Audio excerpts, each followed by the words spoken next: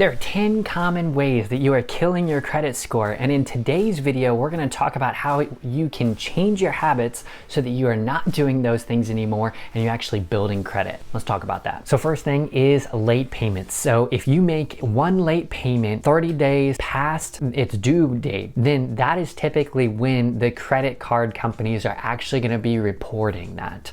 So if you're able to catch it before it's 30 days late, you may be able to actually keep it from getting on your credit score. But you just want to make sure that you are not making any late payments, if at all possible, that you are paying at least the minimum payment. Number 2 is not paying your bills on time. Now this is not only credit cards, as we just mentioned that about credit cards. This also applies to a utility bill, a phone bill, a loan. If you're late on those payments, that can potentially be reported back to the credit bureaus, and that can negatively impact your credit score as well. Number 3 is applying for more credit. This can look like applying for a credit for an auto loan or for a credit card. These kinds of requests for more credit is going to put what's called a hard inquiry on your credit report. To an extent is going to hurt your credit score, and it's something you want to watch out for and make sure that you're being careful and not applying too often if you don't need to get new credit, that you're being careful with that. Or if you're applying for new credit with something, just making sure to apply multiple different places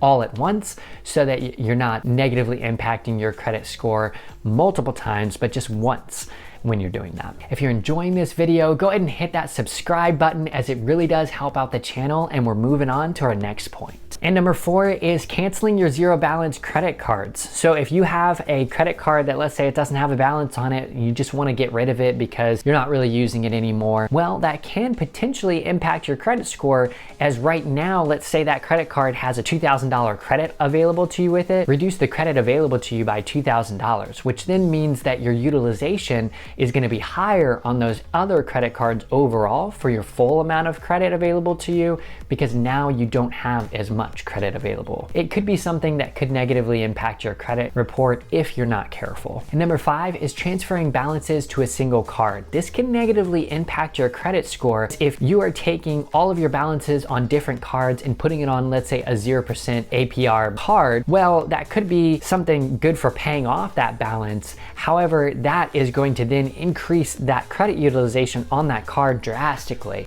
and that could potentially hurt your credit score if you're not careful. If you're ever needing to do that, then just make sure to pay off that credit card as soon as possible so that it's not negatively impacting your credit score in the long term. And number 6 is co-signing credit applications. So let's say you have a friend or family member who needs your help because you have good credit and they don't have very good credit, and they can't get a loan for their car, or they can't get a loan or like a mortgage for a house. Then they're going to ask you to co-sign on their mortgage application. And what that means is then if they don't pay for that payment, then it's your responsibility to pay for that payment on that home, or it's just going to negatively impact your credit score. And so you want to be careful with that, even with friends or family, as it can potentially negatively impact all of the good that you've been doing with your credit score, and it's not even within your control what your friend or family member does. Number 7 is not having enough credit diversity. So you just want to make sure that if at all possible, having different kinds of credit available to you. Let's say your credit cards, that's one kind of credit, a mortgage is a different kind of credit. You want to just consider having a multitude of different kinds of credit. That's going to show the credit bureaus and the credit card companies that you're a good risk for these credit cards, and it's just going to help increase your credit score. Number 8 is holding high credit card balances. So instead of having a lot on just one credit card, as we mentioned before, potentially you have a lot on all of your credit cards, and this can negatively impact your credit score because now you're utilizing a lot of the credit available to you. So let's say you're utilizing $1,500 out of $2,000 credit limit. That's a lot of your credit being utilized, and you just want to be careful to keep that under 30% of the credit available to you. Under 30% means that you need to be using less than $600 if your credit available to you is $2,000. Number 9 is unemployment that leads to a missed payment. It's a myth that if you are unemployed that your credit score is going to go down. That does not mean that your credit score is going to go down. What does mean that your credit score will go down is if you miss a payment because perhaps you've gone on bad times and you don't have a job right now. So if that's your case, just make sure to reach out to your credit card companies, see if there's something you can work out, or at the very least, just make that minimum payment while you're getting back up on your feet. Tip number 10 is ignoring your credit report. It's extremely important just to understand what's going on with your credit report. It can be important because potentially someone could try to take your information, utilize it for themselves, open a new card, and by checking your credit report, you're able to see all of the things that have happened on your credit report. And so every time you apply for a new credit card, that's gonna show up on your credit report.